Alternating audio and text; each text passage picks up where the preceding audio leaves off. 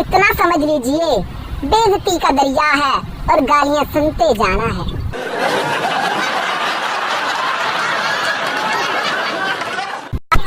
समझदार लोग बहस नहीं करते, बस आग लगाकर साइड में हो जाते हैं।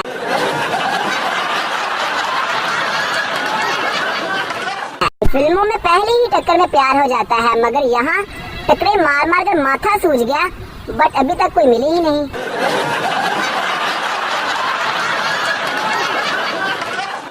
बात सिर्फ मोहब्बत की थी जो मुझे तुमसे हो गई, वरना मेरा गुजारा तो सामने वाली गेम से भी हो जाता था।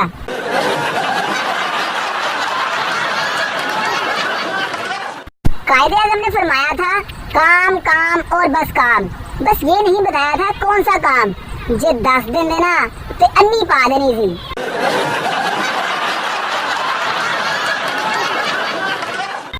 तुसी तो सिर्फ चिट्टे हो, असी ते सोने भी हैं।